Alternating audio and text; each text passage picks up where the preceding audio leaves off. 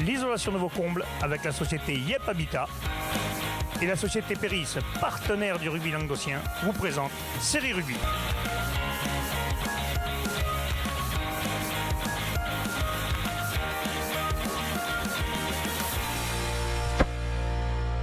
Bonjour mesdames, messieurs, bienvenue à Série Rugby, votre émission sur rugby amateur de la 4e série à la Fédérale 1. Avec mes sales chroniqueurs, salut Mitch. Salut Alain. Salut Bubu. Salut Alain. Ça y est, t'as fait de faire des grimaces, de faire ta gym tonique, là, il a mal au dos, il nous fait de la gym, je crois ça. Et je m'étire.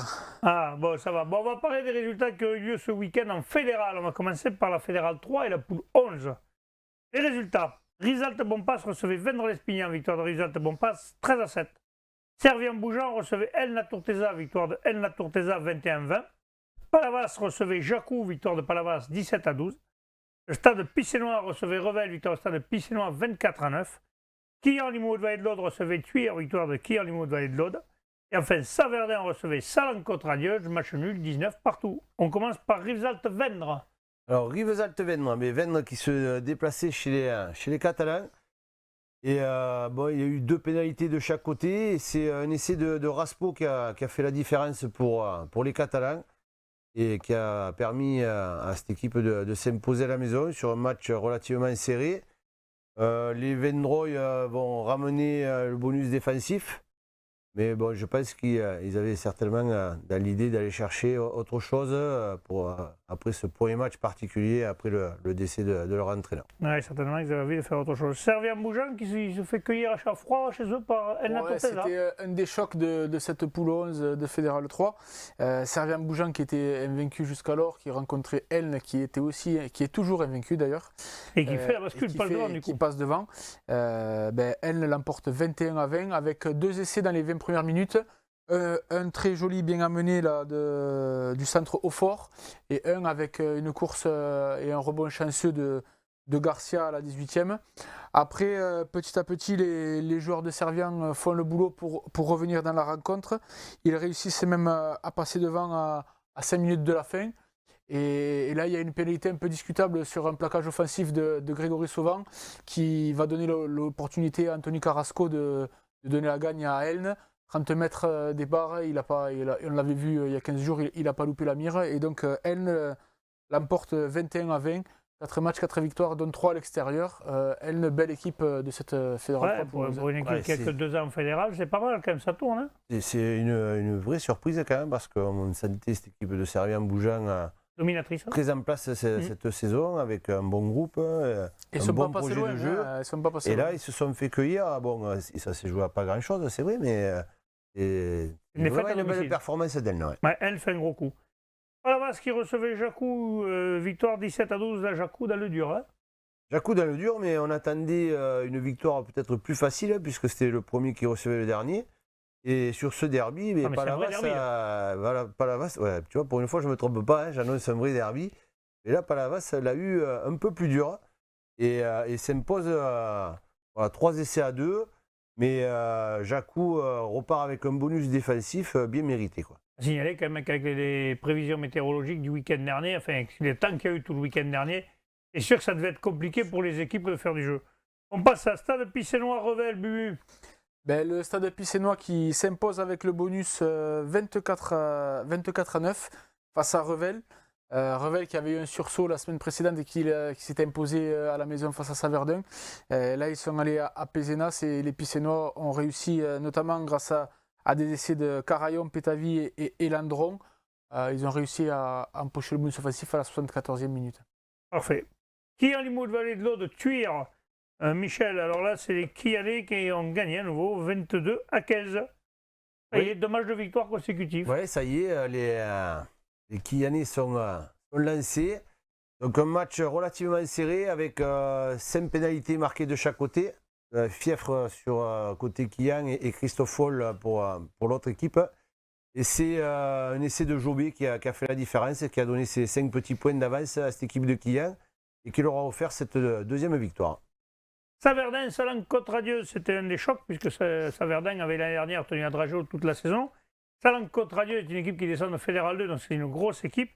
Nous y étions, d'ailleurs, vous pouvez revoir le live. D'ailleurs, vous avez vu celui-là, le son, tout fonctionnait parfaitement. Bubu, tu étais en forme, donc tu as tout bien branché. On a trouvé la solution, je pense que là, on est parti sur des bons matchs maintenant. Eh bien, tant mieux. Allez, donc 19 partout. Donc, On a vu un beau match avec deux belles équipes, Saverdun et la Salanque, et ils n'ont pas réussi à se départager. Saverdun qui avait inscrit un essai par l'intermédiaire de Toffolo juste avant la mi-temps.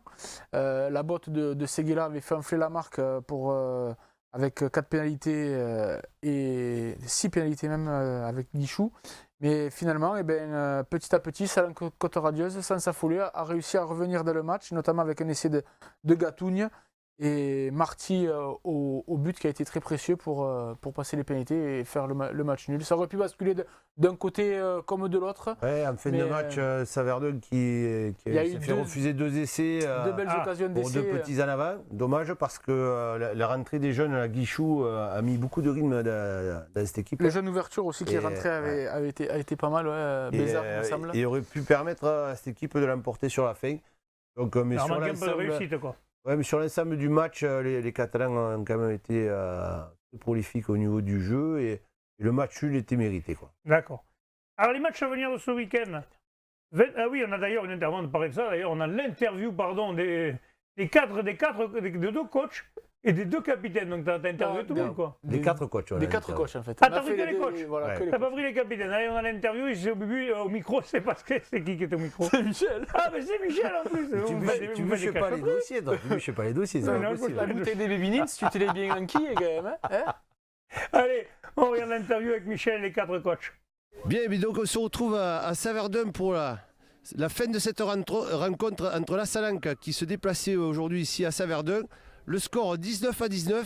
Donc à mes côtés, on a le staff de Saverdun avec Jérôme Sucard et Sébastien Descons.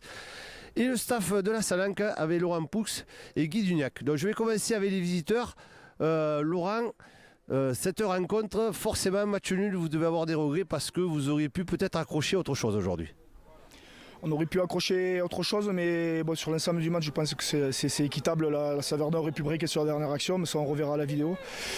Nous, de notre part, on a fait un match très sérieux, je pense, sur l'entame de match, où ils étaient un petit peu absents, à mon sens. Voilà, mais on n'a pas capitalisé assez. Et voilà, après, on break, nous, en deuxième mi-temps, sur une grosse action où on négocie mal un 2 contre 1, où on aurait pu grossir le score. Donc voilà, après notre déconvenu du week-end dernier contre Palavas, je pense que ça va remettre du baume au cœur et on va pouvoir retravailler sur de bonnes bases.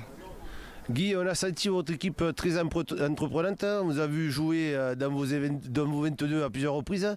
En deuxième mi-temps, peut-être qu'il y a eu des consignes qui ont changé parce que du coup, vous êtes mis un petit peu sous le feu de Saverdun, mais on a senti que c'est une équipe qui est très joueuse. Non, les consignes n'ont pas changé. Au contraire, on voulait encore plus jouer parce qu'on a eu un déficit en conquête. Après, on a eu moins de ballons. Et quand on a traversé, on n'a pas su concrétiser. Donc voilà, ça aurait pu basculer d'un côté comme de l'autre. Ils ont 2 grosses occasions. Où ils ne marquent pas, nous ils les avaient eu un petit peu avant, voilà. Mais match nul extérieur, je pense que c'est positif pour nous quand même. Bien, donc ils viennent de le dire, la conquête, on vous a senti quand même au-dessus, que ce soit en mêlée ou en touche à partir de la fin de première mi-temps, vous avez vraiment pris le dessus et malgré tout, vous n'avez pas réussi à concrétiser après derrière. Ouais, on a quand même les pénalités à la sortie, on manque des 3 points et puis on s'aperçoit qu'on arrive à enchaîner mais sur la fin du match. Et bon, même si les 2 essais sont refusés, je pense qu'on aurait dû mettre du volume de jeu un peu plus vite, un peu plus tôt dans le match, quoi. Sébastien, les 3 quarts ont réussi à briquer, je pense notamment à Toffolo là, qui est assez puissant et qui a réussi à envoyer un petit peu, et malheureusement vous n'avez pas réussi à concrétiser, donc forcément 2 essais refusés, ça fait beaucoup, mais bon, il y avait certainement une raison, on le reverra sur la vidéo, mais oui, votre équipe a manqué un petit peu de concrétisation. Ouais, c'est ça. Bon, on est frustré par la fin de match, mais sur l'ensemble du match, comme on disait, je pense que c'est mérité parce qu'on s'est rendu coup pour coup. Mais ouais, on manque un petit peu de maîtrise, on franchit. Je pense qu'on a un peu le même problème. Après, on tombe les ballons trop facilement. Ouais, après, le point positif, c'est sûr que c'est la conquête. On a une défense aussi qui est quand même pas trop mal. Voilà, donc à revoir après la vidéo parce que c'est vrai que la semaine dernière, il y a des décisions compliquées. Là, ce week-end aussi. Bon, voilà. Là, tu fais allusion aux nouvelles règles, je pense que c'est un peu pour tout le monde aussi. On a vu, il y a eu pas mal de pénalités, mais j'ai trouvé quand même qu'il y avait assez de continuité. Enfin, en tant que spectateur, on a vu quand même un match assez intéressant et avec pas mal de jeux quand même. Oui, non, mais je pense qu'on a un peu la même philosophie. Enfin, moi, je pense qu'à ce niveau, il faut qu'on a aussi des trois quarts qui en valent la peine, donc on essaie de déplacer le ballon. Et voilà, oui, après, ça reste frustrant parce que bon, l'arbitre siffle beaucoup, mais de toute façon, on est obligé de faire avec. Donc voilà, à nous de régler ces problèmes de finition pour se détacher plus facilement et pas être frustré comme ça de dimanche en dimanche. Voilà, c'est tout. Bien, messieurs, je vous remercie. Je vais vous souhaiter bonne chance pour la suite. En tous les cas, nous, on a assisté à une très belle rencontre. Match nul pour les deux équipes. Il faudra qu'ils se départagent la prochaine fois. Merci à tous et à bientôt sur notre antenne. Bon, Michel, il faisait pas trop chaud là-bas. On te sent un peu. Hein Ouais, le temps était assez incertain, on va dire. On a eu un peu de soleil, un peu de pluie. Ça a changé un peu beaucoup. comme partout. Quoi. Voilà, mais dans l'ensemble, ça allait quand même. On va remercier d'ailleurs Christian Bonadei, le président de Saverdin, pour l'accueil qu'il nous réserve à chaque fois et le petit geste qu'il a eu pour ces rugby pour nous aider. C'est très sympa, merci à lui. C'est sympa. Alors, les matchs à venir de ce week-end. Vendre l'Espignan recevra Servien-Bougeant. Vendre l'Espignan Sauvian, je ne vais pas l'oublier, sinon on va me le dire. Aisne-la-Tourtesa qui en Limoux Vallée de l'Aude. Tuire Palavas-les-Genêts, ça sera le live d'ailleurs. Salancote-Radieuse, Jacou. Revel, Rivesaltes-Bonpaste et Saverdin, Stade Pissinois. Il y a quelques belles affiches. C'était un peu compliqué de choisir, mais il y avait pas mal de beaux matchs. Je sais où il t'aurait dit d'aller. On y sera aussi. Il y aura des équipes partout. C'est une multinationale maintenant, c'est rugby. Allez, on passe à la Fédérale 2, mesdames, messieurs, la poule 4. Les résultats tout d'abord. Berre recevait Millau, victoire de Berre, 23-15. Le 4 recevait Agde, victoire de Le 4, 14-13. Prat-Conflans-Canigou recevait Saint-Raphaël-Fréjus, victoire de Prat-Conflans-Canigou, 33-23. La Valette recevait l'Aviron Gruissanet, victoire de la Valette, 26-19. Tricastin recevait la Seigne-sur-Mer, victoire de Tricastin, 27-22. Et le S Catalan recevait Grasse, victoire de Grasse, 34-14. On commence par Bermillot. Et pour Michel. C'est pour moi, Bermillot, effectivement, deux équipes qui n'ont pas très bien démarré ce championnat et qui avaient besoin de points. Et là, pour Millau, c'était pas évident, c'est avec ce déplacement à Berre. Et bien, du coup, c'est quand même Berre qui s'est imposé 23-15, pardon. 18 points de pipeau pour Berre quand même. Donc, alors qu'il y a eu 2 essais de chaque côté. Vraiment le buteur de Berre. De Berre. Voilà, quand tu vas dire une connerie, je sens que tu vas dire une connerie. J'allais dire Varrois, mais bon, peut-être je me trompe. Oh là, attention. Mesdames, messieurs, Michel Lignon et la géographie, vous voyez. C'est lui qui a fait la différence sur ce match. D'accord. Le 4 Agde, ça s'est joué le samedi, ça, mais il y a eu l'orage de grêle là aussi un peu. Oui, ils se sont un peu frictionnés. Il y a eu une victoire surtout à retenir de Le 4 à la maison, qui relance un peu la machine face à une belle équipe d'Agde qui n'était pas venue pour. Ils sont 9e, ça relance pas trop. Disons qu'ils en avaient besoin, surtout parce que tout le monde a gagné, qui était derrière. Donc il fallait absolument gagner. Ouais. Ils ont enchaîné quelques mauvais résultats. Il fallait bien qu'ils. Pas beaucoup, ils avaient eu des matchs en moins, ils avaient des matchs. Donc Le 4 qui a inscrit un bel essai par Cadenal à la 17e, avec l'aide de son buteur Baron qui a meublé le score et mené 14-3 à la 44e minute. Et là, ça a été une fin du match qui a tourné un peu à l'avantage d'Agde, qui va revenir petit à petit grâce au pied de Barthès. Et dans les arrêts de jeu, c'est Adrien Dor, le 3e ligne, qui va être à la conclusion d'une belle relance des 3 quarts zéroltés et qui va leur permettre d'empocher le point de bonus défensif. À noter qu'il y a eu quand même carton rouge, un de chaque côté et 2 cartons jaunes de chaque côté. Donc il y a eu quand même quelques... Oui, il y a eu une explication de texte. Voilà. Prat-Conflans-Canigou, Saint-Raphaël-Fréjus, Michel, bon, le Prat-Conflans-Canigou a regagné à domicile. Oui, du coup, se relance bien parce que le CARF, on sait qu'il a bien démarré ce début de championnat. Ils ont quand même réussi à marquer 3 essais en déplacement, c'est déjà pas rien. Mais Prad a été dominateur sur ce match et s'impose 33-23, donc avec une belle marge. Et du coup, se rapproche du carré de tête. Et oui, ils se retrouvent maintenant 7e, mais ils sont qu'à 4 points, même pas 3 points du 4e. Voilà, tout est possible. La belle performance du buteur et ailier Charcos, qui a passé 7 pénalités, une transformation. Et il venait juste d'être papa, donc félicitations. Oui, on a vu qu'ils avaient mis un petit truc sympa. Ça donne des ailes, ça. La Valette Aviron Gruissanet, but. La Valette à domicile a fait le boulot. Et l'Aviron, bonus défensif quand même. Ouais, bonus défensif, mais la Valette, c'est jamais facile d'y aller. Gruissan était quand même invaincu avant cette cette rencontre, eh ben, il fallait bien qu'ils aient une défaite. Et là, ben, c'est les gars de La Valette qui ont fait le boulot. Ils menaient 13-6 à la pause. Et ils ont réinscrit un deuxième essai par ou à l'heure de jeu. Et ils ont réussi à garder cet avantage jusqu'à la fin de la rencontre. Bon, parfait. Tricastin à Seine-sur-Mer. Tricastin à domicile 27-22, Michel. Oui, mais Tricastin qui lui aussi, en s'imposant à la maison, raccroche un petit peu à l'image de Prades Conflans-Canigou Ouais. et qui du coup, ça resserre pas mal ce milieu Ah de oui, tableau. de la et- 6e à la 11e place, il y a 2 points d'écart. Exactement, donc tout est possible. ce championnat Et relancé. est assez serré, on va dire. Il n'y a que l'ES Catalan, le but, qui perd à domicile face à Grasse, et puis ils prennent 34-14. 34-17, Donc, ouais. Ouais, 4 du- essais à 3 pour Grasse.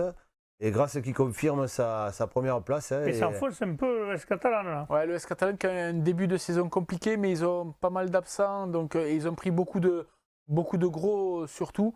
On a vu passer un article du président Yann Soubiel là, qui disait que pour l'instant il n'y avait pas le feu à l'ES Catalan.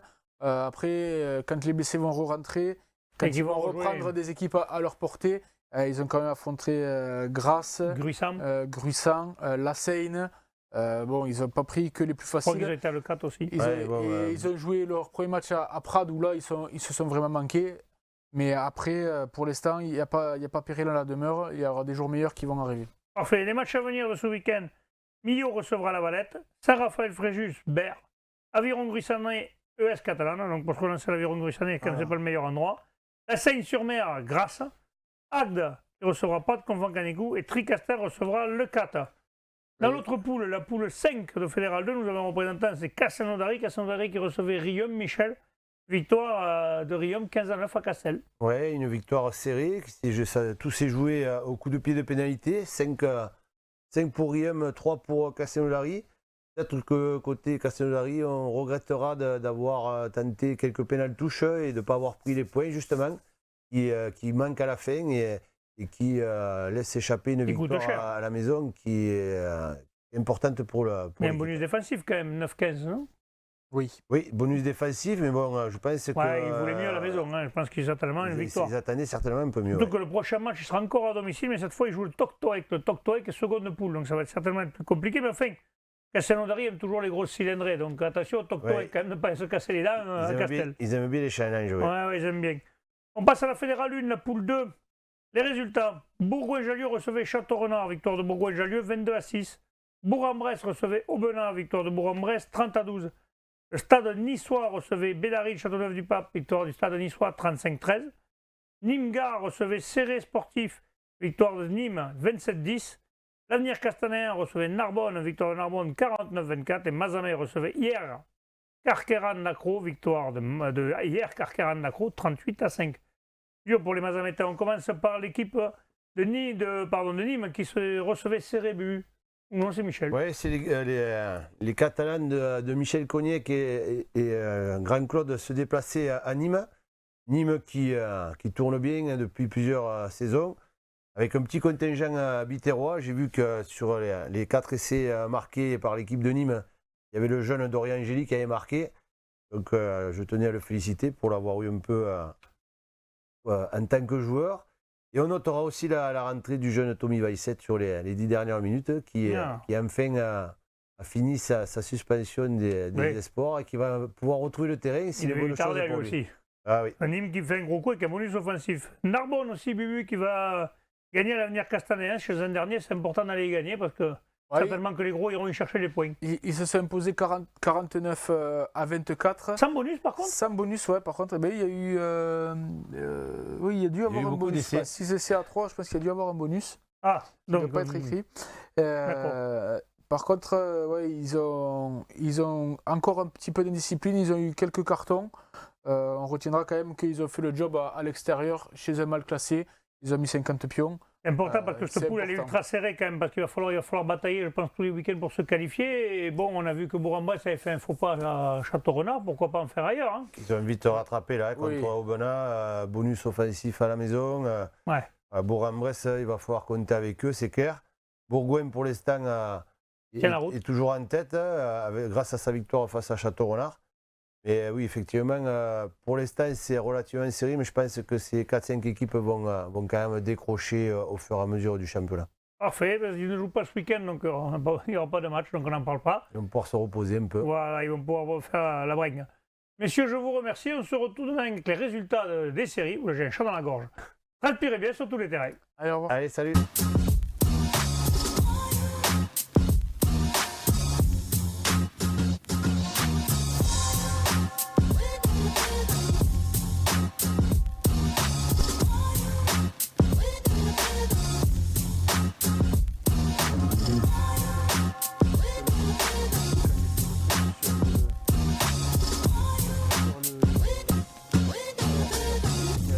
C'est à 3, donc j'avais pas mis Tiens, de- une feuille alors qui qu'il y en a traîne. 6.